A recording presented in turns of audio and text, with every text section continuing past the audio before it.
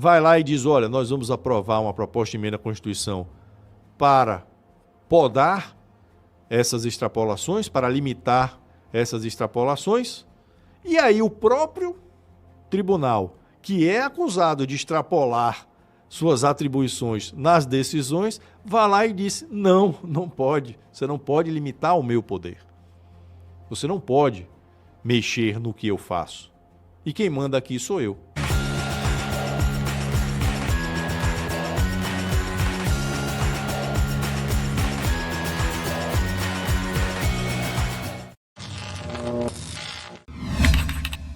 Nossa pauta, algo que a gente não pode deixar de falar aqui, porque é em cima de um assunto que a gente já falou aqui diversas vezes no Visada.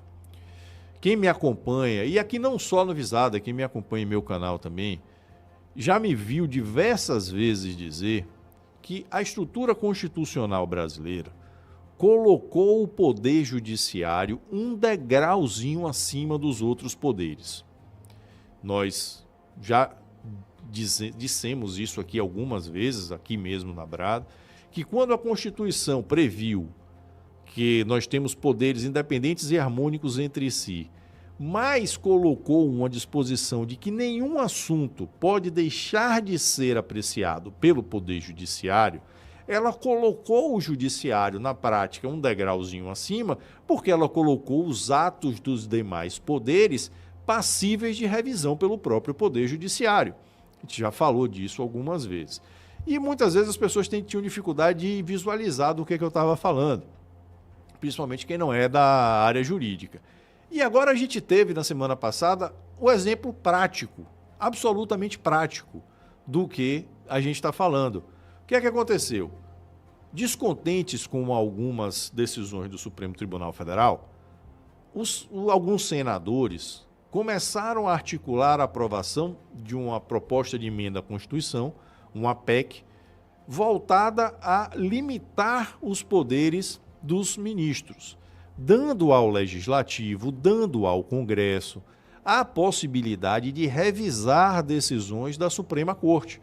Decisões que o Supremo Tribunal Federal adotasse, que o Legislativo entendesse que são extrapoladoras das atribuições do Supremo, poderiam ser cassadas pelo Legislativo.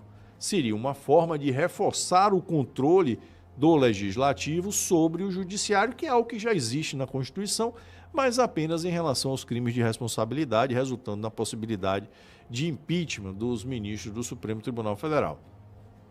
E essa PEC começou a tramitar.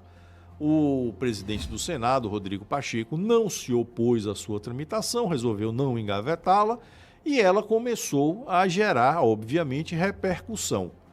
E nós dizíamos aqui que isso poderia ser barrado, porque o Supremo poderia barrar isso. E foi exatamente o que aconteceu. O ministro Gilmar Mendes assumiu que pode derrubar a PEC que contesta decisões do STF no Congresso. Matéria aqui também na Gazeta do Povo. O ministro Gilmar Mendes, do Supremo Tribunal Federal, criticou na quarta-feira da semana passada a proposta de emenda à Constituição que autoriza o Congresso a derrubar decisões da Suprema Corte, classificando-a como inconstitucional.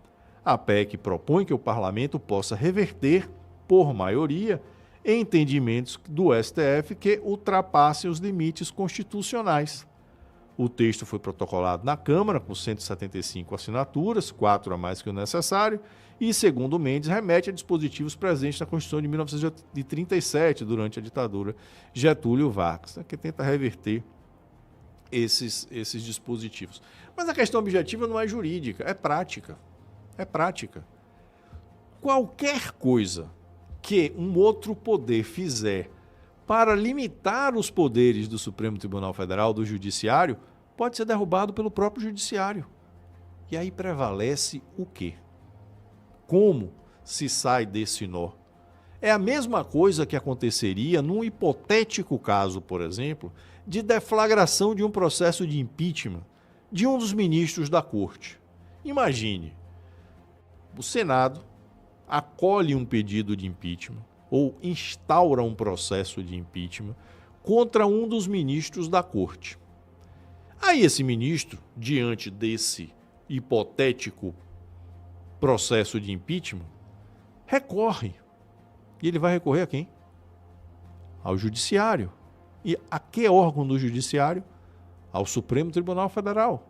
E aí vai lá e diz, olha, esse processo aqui de impeachment que foi deflagrado pelo Senado não tem fundamento, porque eu não cometi nenhum crime de responsabilidade. Um outro ministro da Suprema Corte pode chegar lá e dizer, realmente, você não cometeu aqui nenhum crime de responsabilidade, não.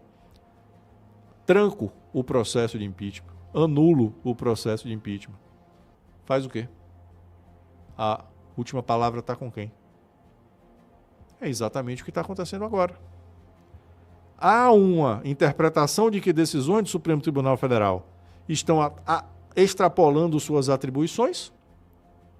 O Legislativo, via Senado, vai lá e diz, olha, nós vamos aprovar uma proposta de emenda à Constituição para podar essas extrapolações, para limitar essas extrapolações.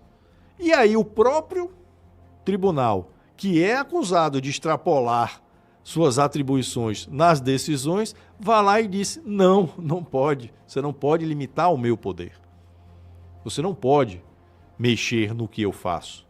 E quem manda aqui sou eu. Quem é que manda no Brasil? Qual poder efetivamente tem a última palavra? O Judiciário está ou não um degrauzinho acima dos outros dois?